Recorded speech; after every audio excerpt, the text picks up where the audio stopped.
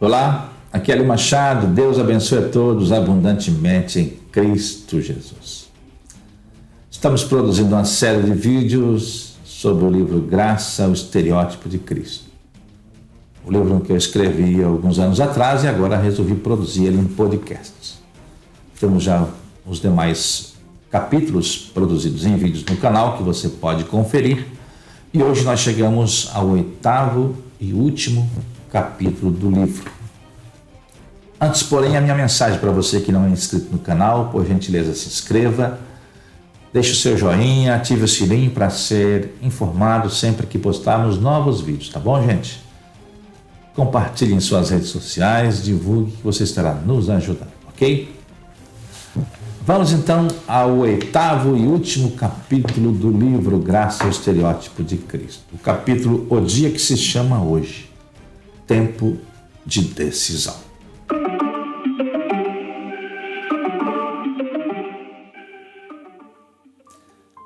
No Evangelho de Marcos, capítulo 13, versículo 33, diz-nos assim a palavra de Deus: Olhai, vigiai, porque não sabeis quando chegará o tempo. Um professor com um grupo de alunos dialogavam a respeito da salvação. O professor fazia uma exposição explicando para aqueles jovens que, enquanto alguém tivesse fôlego de vida e consciência para poder decidir, sempre haveria uma oportunidade para se chegar a Cristo. Foi então que um dos jovens presentes resolveu fazer a seguinte indagação: então posso desfrutar tudo o que o mundo oferece e no último minuto da minha vida fazer minha decisão por Cristo? Em resposta à sua indagação, o professor lhe faz a seguinte pergunta: mas você saberia me dizer quando será o último minuto da sua vida? Eis a questão que tem feito muitas pessoas postergarem suas decisões. Pensando ter toda a sua vida pela frente, saem em busca de fantasias que supostamente lhe trariam momentos de prazer e alegria. Porém, são surpreendidos com o tempo que se vai, levando com ele suas oportunidades. No Evangelho de Lucas, Jesus narra a parábola de um fazendeiro que havia logrado muito êxito em suas colheitas e, empolgado com o sucesso de suas colheitas, pensou consigo mesmo: vou ampliar meus celeiros de armazenagem e depois direi para minha alma: tens em depósito muitos bens para muitos anos.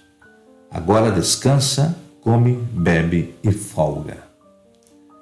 Foi então que o fazendeiro ouviu uma voz de Deus ecoar como um veredito final: louco, esta noite pedirão a tua alma. E o que tens preparado para quem será? Romeu nem teve tempo para refletir sobre o assunto. Este não é o seu verdadeiro nome, é um nome fictício que estou lhe dando. Romeu era um obreiro na igreja e servia com tempo integral. Porém, não era o tipo de obreiro que levava as coisas relacionadas ao reino de Deus muito a sério. E entre suas idas e vindas, sua condição espiritual foi se diluindo e, numa escala decrescente, Romeu foi abandonando as coisas boas que possuía. Primeiro abandonou Deus, depois abandonou seu ministério eclesiástico, em seguida abandonou a igreja, logo depois abandonou sua esposa e, quando viu, também já tinha abandonado a sua própria vida. Longe de Deus e dos princípios cristãos, Romeu passou a viver como se nunca tivesse conhecido o convívio de uma igreja, embora sua alma conhecia e sabia muito bem para onde estava indo. Após anos de festas, alegrias passageiras e tudo que a bandeja do pecado lhe proporcionara, assim como o fazendeiro da parábola, Romeu também recebeu uma solicitação: estão te pedindo a tua alma. E agora? não deu tempo. Era tarde demais. A morte lhe roubou a vida e seu destino passou a ser contado na eternidade. Sua história podia estar sendo contada diferente, mas Romeu escolheu o seu próprio caminho. Infelizmente, o orgulho do ser humano tem sido uma espécie de veneno que corrói a alma, tornando-a refém de sua própria personalidade. Aparentando um estereótipo maquiado por um sistema legalista e hipócrita, Nicodemos, um dos mestres da lei de Israel, procura Jesus para um encontro reservado. Nicodemos preferiu a escuridão da noite para esconder a vergonha de sua hipocrisia, porém sua alma estava carente de uma verdade absoluta na qual os olhos de Cristo radiavam, dando tom de um oásis de conduta que praticamente estava em extinção, principalmente na prateleira de cima da cúpula religiosa da época. Embora a iniciativa de Nicodemos em procurar Jesus tivesse sido por carência espiritual, suas palavras, no entanto, em seu diálogo com o Mestre, contextualizavam uma atitude formalista, deixando exposta a nudez de sua soberba religiosa, a ponto de sufocar seus próprios sentimentos. Com uma retórica impregnada por palavras vazias, Nicodemos procura colocar-se no mesmo nível de Jesus, tentando impressionar o Mestre. Porém, as palavras convictas e objetivas de Cristo põem por terra todo o orgulho de Nicodemos quando Jesus lhe apresenta o raio-x de sua real situação espiritual. Jesus olhou nos olhos de Nicodemos e, sem meias palavras, disse: Olha, Nicodemos, tu não precisas discutir mais profecias, tu não precisas discutir mais teologia, o que tu precisas mesmo é nascer de novo. O que tu precisas mesmo é nascer de novo. A frustração de Nicodemos foi tamanha que ele agora não mais convidava Jesus para conversar de mestre para mestre, mas sim na condição de um pobre aluno fraco de conhecimento, perguntando para Jesus como ele, já sendo grande, poderia entrar no ventre de sua mãe e nascer de novo. Suas palavras se tornaram tão pobres a ponto de Jesus ironizar, dizendo: Tu és mestre em Israel e me perguntas como nascer de novo? Era o egocentrismo de Nicodemos que bloqueava sua mente para que ele não entendesse ou pelo menos fingisse não entender. O problema era que Jesus falava numa linguagem espiritual, não muito comum para um homem que ocupava sua mente apenas com um amontoado de dogmas e rituais legalistas, cheios de aparências, porém com pouco ou quase nada de resultados que pudessem beneficiar a alma. Humberto, citado por Alice Gray em seu livro Histórias para o Coração, conta-nos a história do Sr. Hanover, um empresário muito rico, mas que ainda não tinha tomado uma decisão por Jesus. Sua esposa havia sido criada em um lar cristão, porém ele não. E um certo dia, quando um moço que havia terminado de cumprir seu tempo de serviço militar, ao tentar uma carona, foi surpreendido com a gentileza do Sr. Hanover, que parou seu lindo carro lhe oferecendo uma carona.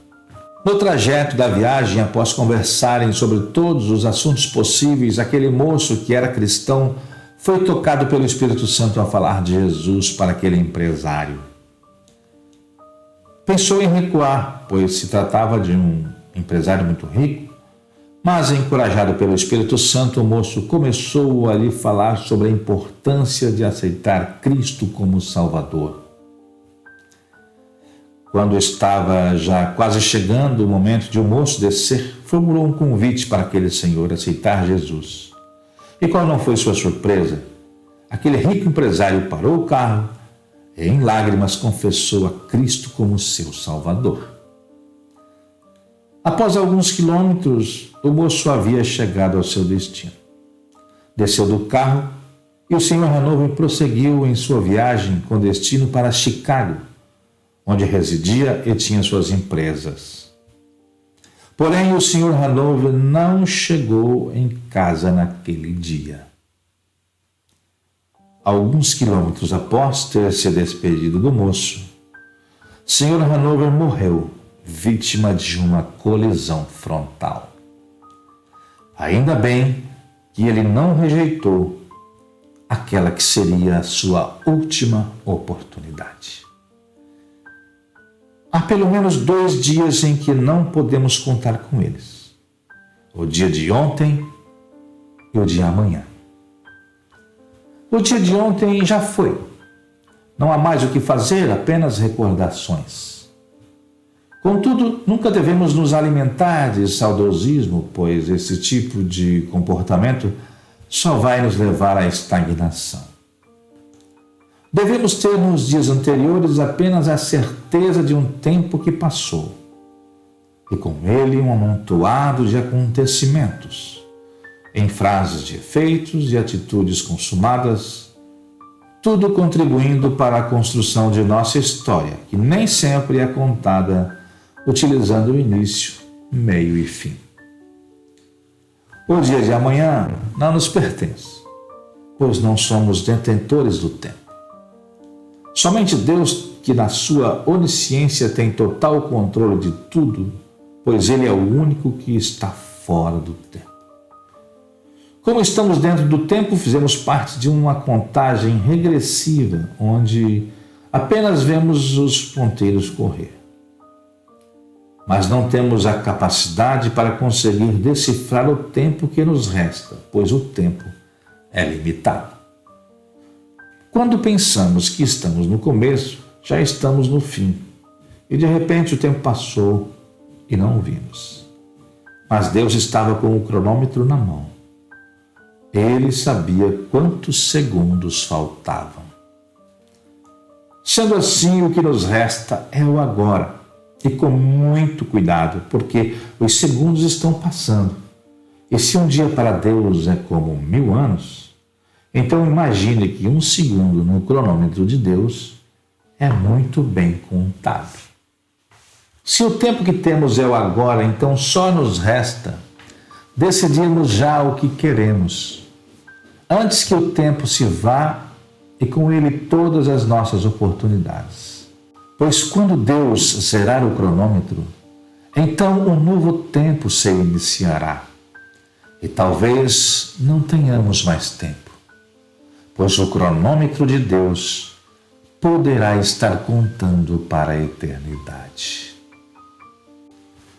E eu encerro esse capítulo e esse livro, citando Hebreus capítulo 3 e a parte B do versículo 7, que diz: Hoje, se ouvirdes a sua voz, não endureçais os vossos corações.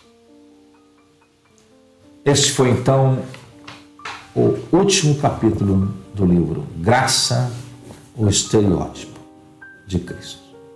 Um livro que eu escrevi há alguns anos atrás e resolvi produzir um podcast para vocês. Espero que de alguma maneira vocês possam ter se edificado espiritualmente através do conteúdo destes podcasts produzidos do livro. Para você que ainda não é inscrito no canal, por gentileza se inscreva, deixe o seu like, ative o sininho para ser informado sempre que postarmos novos vídeos. Obrigado para você que esteve conosco até aqui e continue conosco no canal. Deus abençoe a todos.